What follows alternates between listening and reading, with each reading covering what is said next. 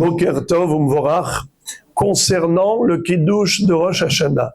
Comme pour toutes les fêtes, on récite la bracha de Shehianu Vekiemanu Vegianu Lazeman Hazé.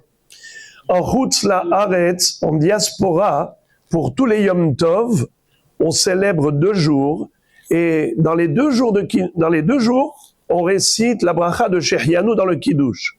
Aussi bien le 2e soir, comme le 1er soir. Il n'y a qu'une seule exception, on ne fait pas Shehianu dans le Kiddush, qui peut me rappeler dans quelle fête, à quel Kiddush de Yom Tov, on ne récite pas la bracha de Shehianu.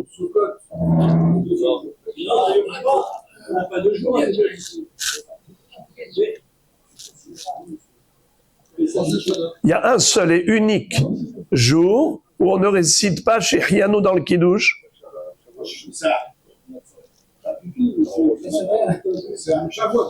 Non. Bravo. Shevi'i Shel Pesach, le 7e jour de Pesach. Et qui est-ce qui peut me dire pourquoi est-ce que le 7e jour de Pesach?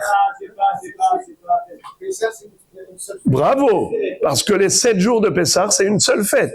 Puisqu'on a déjà récité Shehianu dans le Kiddush du 1er soir, on ne va pas réciter une 2e fois le 7e jour, qui est en fait le 7e jour de la même fête. Mais alors pourquoi chez Mini Hatzeret, on récite Shehianu? Pourtant, c'est le 8e jour de Sukkot. La réponse, bravo. Car Shmini Atzeret, on n'est plus dans la Soukha. On n'est plus dans Sukkot. C'est une fête nouvelle, donc Shehianu. Alors, maintenant, pourquoi je vous ai dit tout ça? C'est l'introduction au 2e soir de Rosh Hashanah. Est-ce que le 2e soir de Rosh Hashanah, on récite la bracha de Shehianu dans le Kiddush? Oui ou non? Est-ce que c'est comme dans la diaspora, où on récite Shehianu les 2 soirs, ou bien c'est différent, parce que nous voyons que 2 jours de Rosh Hashanah, c'est même en Eretz Israël. Alors que, normalement, le Yom Tov en Israël, c'est qu'un seul jour. Pourquoi est-ce qu'on a 2 jours pour Rosh Hashanah? En fait, c'est pas Minatora, vous devez le savoir, absolument. Minatora, il n'y a qu'un seul jour de Rosh Hashanah. C'est le 1er Tishri. Le 2e jour a été institué par nos maîtres, nos Chachamim. Mais c'est considéré comme Kedusha Ahat, 48 heures comme une seule sainteté.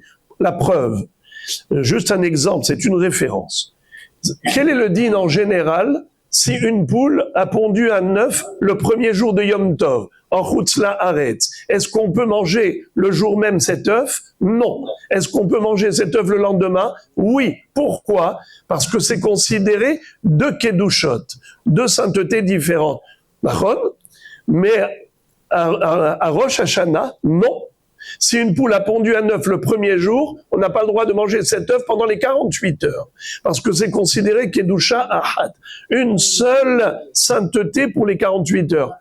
Alors, est-ce qu'on récite Shehianu le 2e soir de Rosh Hashanah? Est-ce qu'on va dire que c'est une seule Kedusha? Donc tu ne passes pas d'une Kedusha à l'autre. Donc le Shehianu du 1er soir dans le Kiddush a quitté les 2 soirs, ou bien c'est considéré comme 2 Kedushot, comme 2 jours différents. Alors en effet, la halakha est la suivante. De préférence, on met sur la table le 2e soir de Rosh Hashanah un fruit nouveau. On prend un fruit nouveau ou un vêtement nouveau, comme ça on fait Shehianu et on pense aux 2 choses. On pense au Yom Tov et on pense aux fruits ou aux vêtements nouveaux. Mais si on n'a pas de fruits nouveaux, on n'a pas de vêtements nouveaux, alors dans ce cas-là, nous dit le Shulchan Aruch, tout de même, il faut réciter la bracha de Shehianu, même le 2e soir de Rosh Hashanah. Donc, à tout prix, on récite Shehianu. De préférence, on met un fruit nouveau pour tenir compte de ceux qui disent que c'est Kedusha Ahad. Mais comme concrètement, ce sont 2 jours différents. Le 1er, il est Minatora.